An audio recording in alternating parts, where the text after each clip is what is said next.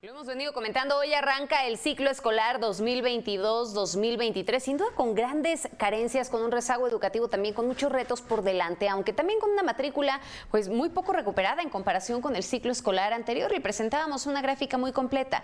¿Cómo estamos iniciando realmente este nuevo ciclo escolar? ¿Cuáles son los retos que se avecinan? Este es el tema que dejo sobre la mesa y saludo con gusto a nuestro director editorial Raúl Frías Lucio y a Víctor Hugo Hernández. Señores, ¿cómo ven las cosas? Hola Magda, qué gusto saludarte. Víctor, qué gusto verte inicio de semana, este lunes. Los niños felices, a la escuela. Claro. Desde muy temprano ya vimos muchos testimonios, seguramente de los hijos, de los nietos, en fin, ya con la esperanza de ir a ver nuevamente a sus compañeros de la escuela, volver a las clases, porque eso es realmente lo que genera esta dinámica que cambia la dinámica de las ciudades, Víctor. Y ahora que ya salimos al 100%, digamos, del tema de la pandemia y las restricciones que hubo, me parece que es importante, bueno, este regreso a clases. De las felicidades para todos. Ahora, ya vamos al tema. 24 millones de alumnos son los que regresan a clases este lunes, ya regresaron. Y el tema es, ¿hacia dónde vamos? ¿Hacia dónde vamos en un sistema de educación que viene arrastrando, Víctor, los graves rezagos que fueron sumándose a los de la pandemia?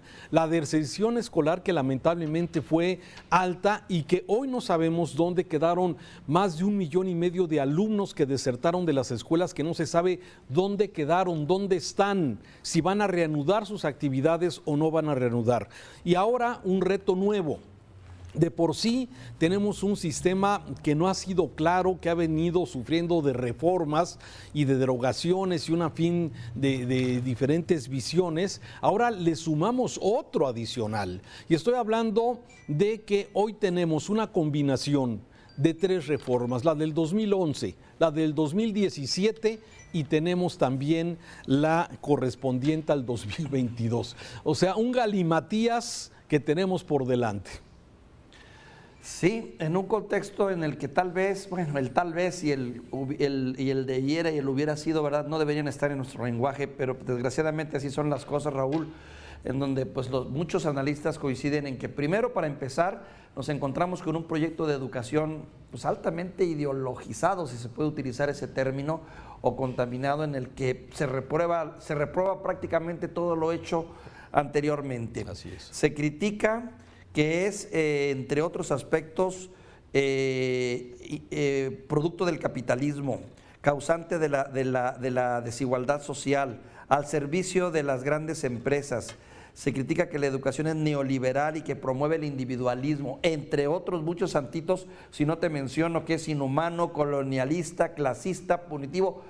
Todos los males que pudiésemos tener los mexicanos, ahora resulta que es el resultado de los anteriores programas de educación. En pocas palabras, neoliberalismo puro desde la perspectiva del nuevo gobierno. Y eso preocupa porque entonces quiere decir que es inevitable que el nuevo modelo al que llegamos, pues también sea un modelo cargado de muchas animadversiones y también posiblemente de errores, porque cuando uno generaliza o cataloga de esta manera cualquier proyecto, yo creo que la objetividad sale, ¿no? O sea, dejas de ser objetivo y dejas de ser claro en lo que se necesita. Mira, yo estoy a favor de ese humanismo que ahora se quiere impulsar, de esa inclusión, de esos pensamientos críticos, de lo que es la intelectualidad crítica, la apropiación de las culturas. Muy bien, bonito el humanismo, pero ¿de qué nos sirve en un mundo? Bueno, sirve de mucho, claro que sí, pero si solo es eso, Raúl, ¿dónde queda la tecnología? ¿Dónde quedan las matemáticas? ¿Dónde queda la ciencia? ¿Dónde queda todo ese instrumental que bien o mal son los que están moviendo al mundo? Y eso es lo que me preocupa ahora, porque no lo veo incorporado en estos programas. Sí, así es. Bueno, y yo creo que una cosa muy importante, estamos empezando el ciclo escolar 22-23, sí, y de alguna forma no hay una claridad. Ayer yo platicaba con algunos maestros que han tomado un curso en los últimos días de las normales. La normal está capacitando a los maestros, sí, en lo que es el nuevo esquema de la escuela mexicana, ¿no? De este nuevo, como tú bien lo dices, que está altamente cargado con cuestiones ideológicas más que cuestiones prácticas. Y sobre todo me llama la atención, y me platicaba ayer una maestra, me decía, es que además están considerando desde el nuevo programa de educación, sí, que la mayoría de los mexicanos tienen un origen, digamos, de los pueblos originarios. ¿No se dan cuenta que el 80% de los mexicanos somos mestizos, ¿sí? Y que traemos, desde luego, desde la formación, la educación, la familia, eso es lo que hemos venido creando. Entonces me parece que no hay una clara definición más que el tema simplemente de carácter ideológico que se quiere cambiar en este sentido. Y en ese paso, Víctor, veo muy complejo, ¿sí?, esta migración a esta nueva visión. Quedan 2 años de esta administración del presidente López Obrador, ¿sí? Sin embargo, bueno, vamos a suponer que los siguientes gobernantes vengan de alguna forma con esta misma idea, pero la pregunta es, ¿qué gana y qué pierden los niños y los jóvenes de las nuevas generaciones en esto? Hoy, un niño que está en segundo de primaria, en tercero de primaria, dentro de 10 años que esté terminando la secundaria, ¿qué es exactamente lo que va a tener en su formación en términos generales? Y eso es a veces lo que nos están preguntando. Está bien modernizar los esquemas de educación, está bien actualizarlos, está bien lo que partan de las experiencias, de la problemática que hoy tiene una comunidad para resolverlos. Eso me parece como una buena idea de poder implementar.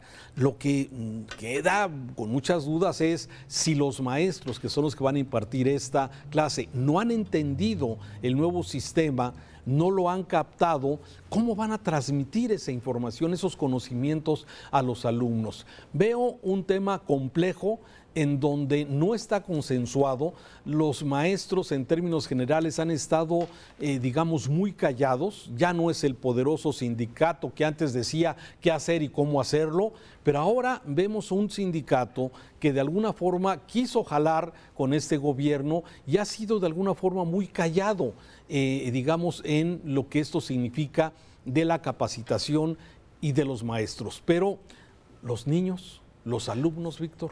Sí, y, no eres el único, Raúl, que coinciden que definitivamente se ha descuidado mucho a los profesores, a los maestros, porque incluso en este proyecto no se les incluyó, no se les pidió su punto de vista. No. Y esto debido a la estructura centralista que tiene nuestra manera de gobernar, pues, en la que todo se decide en la alta burocracia y cae como tal. Uno, poco tiempo para que los profesores se actualicen, se pongan al día y aprendan. Ese es un gran reto. De hecho, se supone que este modelo se está construyendo conforme al plan piloto que se haga en 900 escuelas, ¿no? Y que se va a avalar.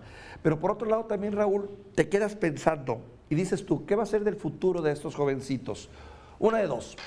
O son jovencitos con un sentido crítico, que es algo siempre bienvenido, con un sentido crítico, con un sentido que puedan calificar lo bueno y malo que puede tener un país, una sociedad, y poder tomar un rumbo con conciencia de clase, con conciencia de ciudadanía, de sociedad, ser más participativos, demandantes, o vamos a tener también niños rencorosos, llenos de odio, de dolor y de molestia por el sistema que existe actualmente, y que se volteen contra los periodistas, contra los empresarios, contra el propio gobierno. O sea, México son riesgos. Dividido. Un México dividido, que a veces pareciera que se apuesta a eso, ¿sí? Y de alguna forma, cuando lo que ha funcionado y lo que funciona normalmente es una unión de un pueblo por un mismo fin. Y aquí a veces pareciera que se está, bueno, impulsando la división, el seguir. Está bien la polémica, me encanta a mí la polémica, pero de alguna forma el generar estas divisiones clasistas que se ha venido impulsando me parece de mucho riesgo. Y un tema también fundamental, Víctor, y no sé qué pienses del tema de la evaluación. Las evaluaciones para eso sirven. Cuando tú estás evaluando el trabajo, nuestro propio trabajo, pues dices, bueno, puedo encaminarlo por acá, puedo hacerlo mejor por este lado, pero cuando no se hace una evaluación, es muy difícil de alguna forma poder encauzar o tomar una ruta de mejora, porque no hay un diagnóstico claro, porque no se tiene claramente que no está funcionando algo, y es un error desde mi punto de vista quitar las evaluaciones que más bien nos van indicando cómo vamos y sí, compararnos con los países que son líderes en el mundo, cómo lo hicieron los coreanos, cómo lo hicieron los japoneses, cómo lo hicieron en algún tiempo Chile, cómo le hizo de alguna forma también algunas otras naciones como Uruguay. Sí, ¿qué hicieron para poder tener un buen esquema y ver qué han hecho los grandes países en tema de educación? Y me parece que hay una gran diferencia, es la apuesta de meterle dinero, recursos, a tener una infraestructura que sea valiosa, que no haya escuelas sin baños, que no haya escuelas que no tengan agua, que no tengan luz, es absurdo, que todas las escuelas tengan internet, tengan tecnología para poder facilitar, eso es lo que deberías de hacerle, dinero para la capacitación de los maestros, ya hemos hablado de esto, muchos países le están invirtiendo el 12% de su Producto Interno Bruto y México lamentablemente le está aportando solamente el 3.5% del PIB a la educación. La diferencia es enorme, mientras que el dinero se lo estamos dando a Tren Maya, a la refinería. Programas sociales. Sí, pero cuando esto es lo importante, la educación, me parece que tenemos un gran reto. Mira, Raúl, no hay que estar inventando, como dicen, el hilo negro ni el agua tibia, ¿no? Los países que han salido adelante, como los países asiáticos, Singapur y otros tantos, China incluso, lo han hecho porque le han apostado a la educación. No han andado con vueltas y vueltas. Saben que la educación es la principal herramienta para transformar una sociedad. En este país, desafortunadamente, la educación, al igual que en otras grandes áreas de nuestra vida, ha sido capturada por la política y por los intereses de políticos y de grupos ahí muy particulares. Eso por un lado. Y por otro lado, en lo que dices tú de la medición, coincido contigo. No se ha roto o no se ha hasta ahora desmentido el argumento de que lo que no se mide, lo que no se cuantifica, lo que no se califica o se compara, no puede avanzar. Y eso desgraciadamente también es un gran problema, porque al parecer aquí la calificación y la medición van a quedar sujetas a percepciones e impresiones del profesor o de quien califique para poder decidir si el niño está maduro o no. No en base a una calificación directa que se compare como en las pruebas PISA o algo, su capacidad de análisis, su capacidad de matemáticas, su capacidad de redacción. No, nada de eso. Lo que importa es ver si el niño te da la sensación de que es más maduro. Vaya. Sí, hay grandes retos en esto. Me parece el haber desaparecido las escuelas de tiempo completo, me parece un desacierto. Sí, el tener de alguna forma en la titularidad de la Secretaría de Educación personas que son leales al actual gobierno, pero que tienen cero experiencia, o como el caso de la anterior, bueno, ya no sé si cuál es la que está funcionando. Hoy Delfina Gómez, bueno, dio apertura al ciclo escolar, ¿sí? Y esta secretaria, que como todos sabemos tiene una serie de antecedentes de carácter político electoral pendientes, pues me parece que de alguna forma que no, ella hizo un resumen hoy de lo que había hecho y dejado como huella en la Secretaría de Educación en estos meses que estuvo al frente de ella, pero la verdad es que no hay nadie, y hablo de los expertos, que pueda decir, este fue un acierto. El haber desaparecido las escuelas de tiempo completo fue un acierto. El haber quitado presupuesto a esto fue un acierto. La verdad es que no hay nadie en este momento que diga qué buen trabajo hizo Delfina Gómez como secretaria de Educación. Bueno, no, te equivocas. El presidente le reconoció su trabajo y dijo que dentro de sus logros estaba el que no había habido más movimientos magisteriales, o sea, más rebelión, en pocas palabras. Ese fue su logro. Pero Raúl, en descargo de este gobierno, ¿qué podemos esperar, Raúl, cuando hemos tenido en el paso de la Secretaría de Educación Pública personajes como, fíjate, tan solo tres, Esteban Moctezuma, Delfina Gómez y ahora Leticia Calderón, que como tú bien dices, no sabes si está o no está. Bueno, Leticia, en eso estamos. Leticia Ramírez. Leticia Ramírez, discúlpame. Pero antes, ¿quién es? Emilio Chaufet, ¿qué me puedes decir? Aurelio Nuño, ¿qué me puedes decir de ellos? Josefina Vázquez Mota, ¿qué me puedes tú decir? Porfirio Muñoz Ledo, Manuel Bartlett.